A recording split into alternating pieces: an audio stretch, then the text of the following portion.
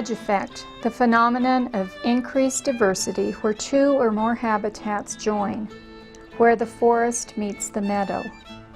I like to think of solution-centered collaborative groups as falling under the definition of edge effect, the leading edge on a wing of change, searching for solutions to hard questions here in the West.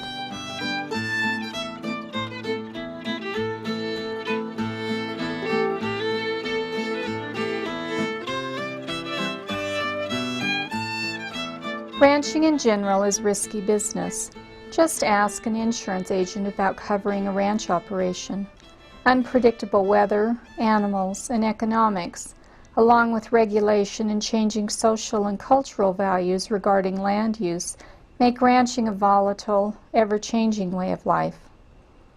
It is risky to step outside the traditions of a culture and choose a different path for decision-making, management, and interpersonal relations.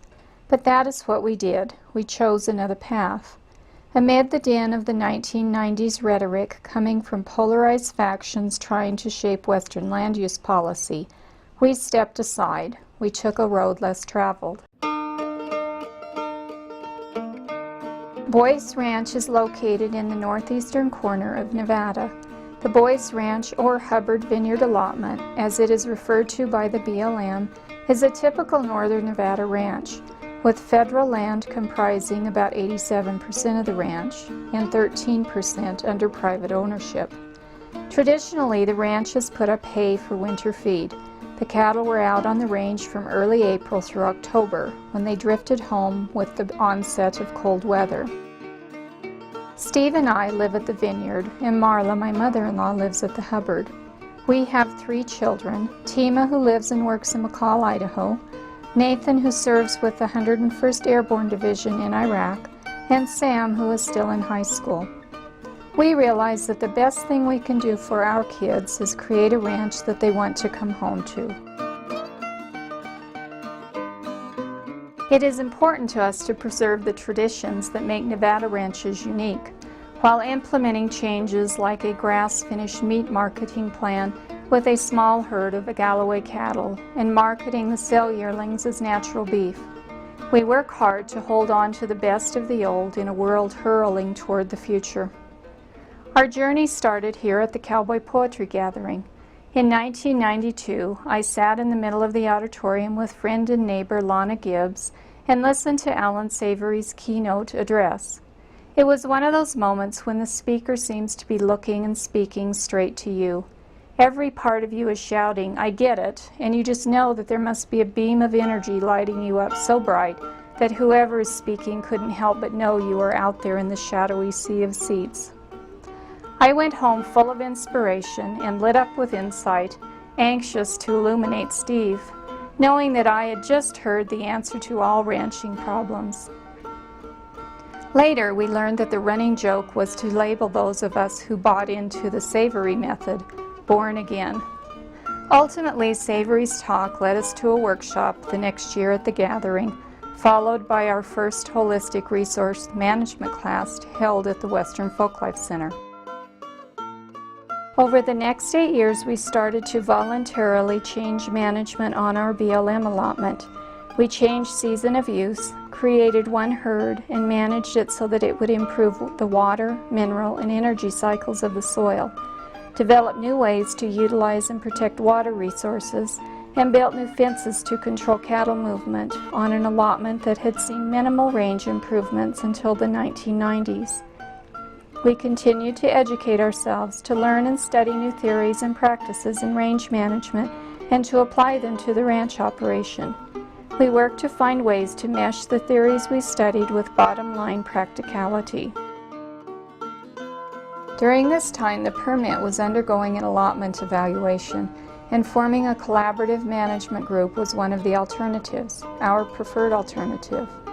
In 2000, we formally drew together a team. We held our first meeting in Wells, Nevada, at the Wells Presbyterian Church in the Friendly Circle Hall. Representatives from the BLM, Nevada Department of Wildlife, U.S. Fish and Wildlife Service, Natural Resources Conservation Service, neighbors, friends, and the interested public attended.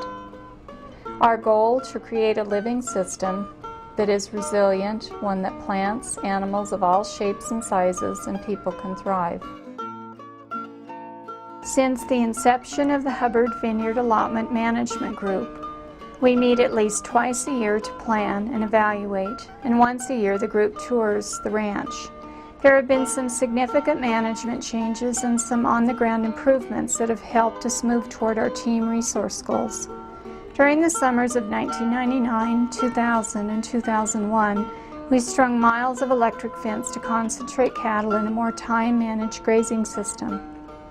We have moved calving dates to be more in tune with the onset of green grass, rested riparian pastures during the hot season, implemented a 2-season rest on mountain pastures that have never seen rest since the cattle came into the country over 100 years ago, and wintered cattle out on the range for the first time in probably 100 years.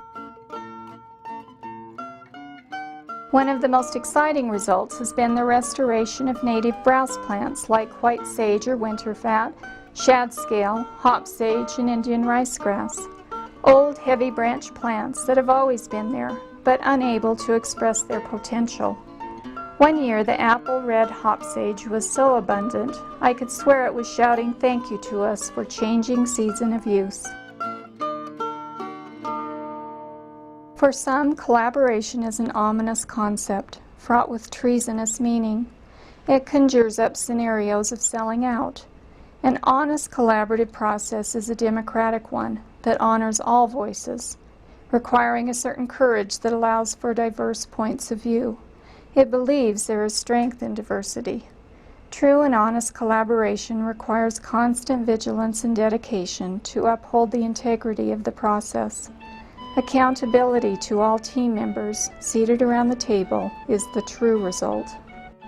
The potential grace of a group process is the self-actualization of everyone and everything involved, the people and the land with all its inhabitants. It is an opportunity to view the world in a different light, an expansive view that recognizes a covenant with the land. Such a view acknowledges our interrelatedness with our world and the universe and humbles us. In his book, War is a Force That Gives Us Meaning, Chris Hedges writes, "By finding our identity and meaning in separateness, the myth that perpetuates war, the myth serves another important function. It makes communication with our opponents impossible." He could be talking about the issues and myths we confront in the West, myths about the environment that are not based on sound science but political agendas, myths about each other that accentuate differences rather than seek common goals and recognize our common humanity. One of the grand notions that make us American is our love of the pioneering spirit, of moving forward, opening up new territory. Frederick Jackson Turner wrote, "Western democracy has been from the time of its birth idealistic. The very fact of the wilderness appealed to men as a fair blank page on which to write a new chapter in the story of man's struggle for a higher type of society." Western land issues are a new frontier. It is not a frontier that will be drawn up on a map, but a place where we can erase labels and bridge differences. It is a frontier inviting us to expand the definition of community. It is an edge effect that could lead the way to a new decision-making model for a world embroiled in conflict. Recently, I came across a quote, "Reason is your spiritual eye, and conscience your spiritual reflection." Our consciences tell Steve and I to stand up for peaceful resolution to issues that confront our lives as ranchers. We take a stand when the regulatory process and rigid ideologies try to separate us from the land and promote separateness with those we work with. Mahatma Gandhi is quoted to have said, "First they ignore you, then they laugh at you, then they attack you, and then you win." We envision finding solutions that create a win for everyone involved with the Hubbard Vineyard allotment. In the process, we have a chance to create a new history, a history of place where important words are spoken, commitment is made, listening is a promise, and a destiny is defined. a storied place rooted in meaningfulness. The story we live out can become a land of restoration and an island of graciousness, our new history.